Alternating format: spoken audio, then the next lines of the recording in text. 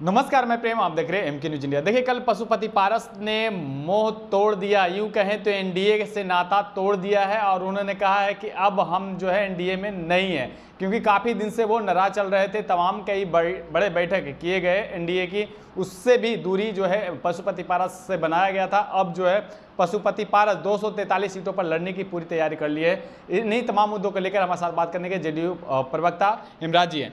इमराज जी, अब तो सीधा सीधा वो कर दिए हैं कि अब हम एनडीए में नहीं हैं और 20 साल का जो विकास कार्य किस तरह से रहा है वो जनता जान रही है और इस बार 2025 के चुनाव में पता चल जाएगा।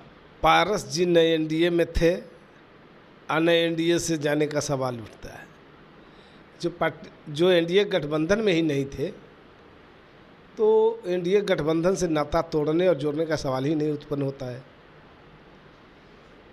अब उनका मकसद है कि पहले अपने आप को स्थापित करें। खुशी की बात है, भारतीय राजनीति में, बिहार के राजनीति में अपना एक जगह बनाना चाहते हैं, स्पेस बनाना चाहते हैं, मशक्क़त कर रहे हैं। हमारी शुभकामना उनके साथ है।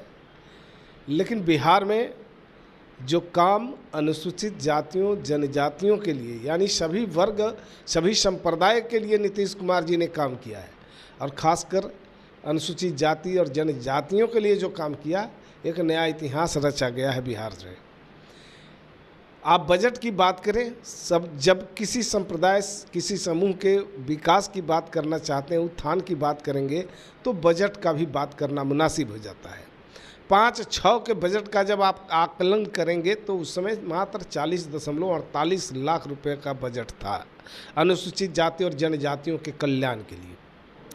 आज बिहार सरकार का बजट है अनुसूचित जाति जनजातियों के कल्याण के लिए 2120 करोड़ रुपया। तो निश्चित रूप से जो नीतीश कुमार जी ने जो सोचा उसको ज़मीन पर उतारने का काम किया। नीतीश कुमार जी बाबा साहब डॉक्टर भीमराव अंबेडकर के सपनों को पूरा करने के लिए, उनके आदर्शों पर चलकर, उनके सोच पर आधारित कार्य योजना बनाकर अनुसूचित जातियों के द्वार द्वार पहुंचाने का भी काम कर रहे हैं। तो ऐसी परिस्थिति में अनुसूचित जातियों और जनजातियों के लिए तो निश्चित रूप से डॉक्टर अंबेडकर ने जो सोचा, नीतीश कुमार जी ने उसे घर घर पहुंचा करके अंबेडकर के सपनों को पूरा करने का काम किया है। ये इस वर्ग के लोगों का सोचना है और कहना है। अब बाकी लोग क्या कर रहे हैं वो जाने, लेकिन नीतीश कुमार जी का संकल्प सभी वर्ग सभी संप्रदाय के लोगों के लिए काम करना है, लाभ योजना उनके द्वार तक पहुंचाना है और बिहार को आगे बढ़ाना है। चिराग पासवान जिस तरह से नीतीश कुमार में जब बागी हो गए थे, महागठबंधन में जब नीतीश कुमार थे, उस समय बोला गया था 7 निश्चय से लेकर जनधन योजना के लेकर चिराग पासवान ने भी कहा था, सरकार पर कई गंभीर आरोप लगाए थे। आज उन्हीं के गोद में जाकर बैठ गए हैं, अब उनका कहाँ गया, ये भी सवाल है। देखिए, सवाल ये नहीं है, ये राजनीति है और राजनीति में परिस्थितियाँ बदलती रहती है और गठबंधन बनते बिगड़ते रहते हैं, ये सच्चाई है। और आज जिन लोगों को लेकर एनडीए गठबंधन है, अटूट है, मजबूत है, किसी को हिलाने से हिलने वाला नहीं है। जनता का विश्वास और भरोसा अटूट है एनडीए गठबंधन के प्रति। केंद्र में एनडीए गठबंधन का नेतृत्व आदरणीय मोदी जी कर रहे हैं और बिहार में एनडीए गठबंधन का नेतृत्व आदरणीय नेता नीतीश कुमार जी कर रहे हैं। तो एनडीए गठबंधन की जो सरकार है, बिहार से लेकर केंद्र तक जनता का अटूट विश्वास और भरोसा कायम है। मतलब कुर्सी के लिए कुछ भी हो सकता है। जो कल तक जो गाली दे रहे थे, जो कोस रहे थे, अगर कुर्सी मिल गया तो वो सारा खत्म। राजनीति में परिस्थितियां बदलती रहती है और परिस्थितियों के आधार पर गठबंधन बनते बिगड़ते रहते हैं। परिस्थिति ऐसा कैसा कि कल तक जिसे हम कोस रहे थे, फिर वो उन्हीं के साथ रह करके उस चीज़ को भूल जाएं? जो परिस्थिति 2005 में था, जो 5 से पहले था, आज तो वो परिस्थिति नहीं है। तो इसी तरह से परिस्थितियां बदलती रहती है। परिस्थिति कैसे नहीं है? आज भी वही लूट, हत्या, बलात्कार सब कुछ तो हो रहे हैं। आज कोई अपराधी अपराध करके बच नहीं सकता। पाताल में भी छिपे होते हैं तो उन्हें खोज कर पुलिस बाहर निकालती है, कानून के हवाले करती है। आज किसी योजना का बंदरबाट नहीं होता। आज जो योजना है उसका लाभ लाभुकों के द्वार तक पहुंचाया जाता है।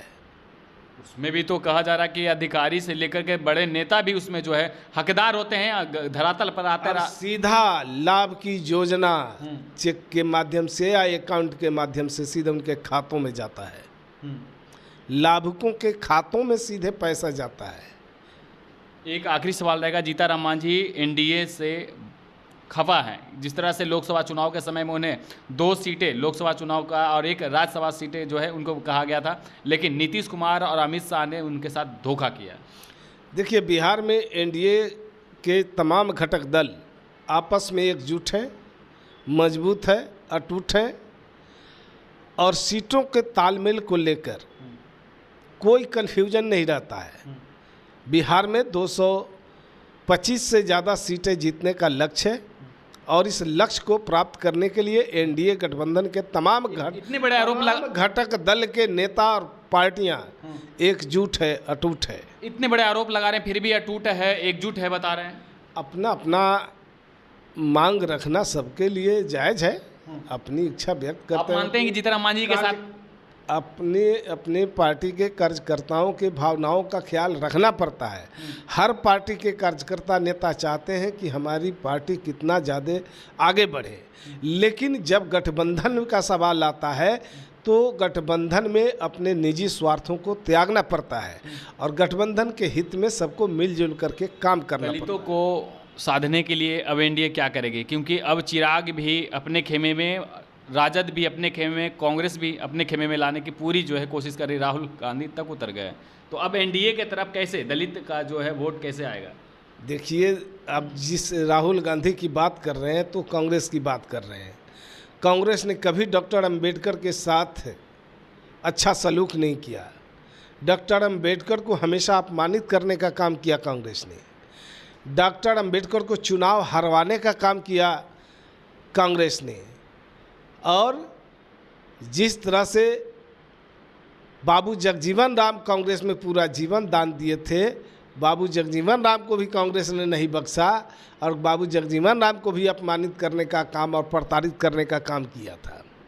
जिस कांग्रेस का लंबे समय तक देश में शासन रहा, अनुसूचित जाति और जनजातियों के लिए जो आरक्षण जिसका 5% भी कांग्रेस की सरकार ने पूरी नहीं कर पाई, तो ये किस मुंह से ये दलितों के वोट की आशा करते हैं, अनुसूचित जाति जनजातियों के वोट की आशा करते हैं।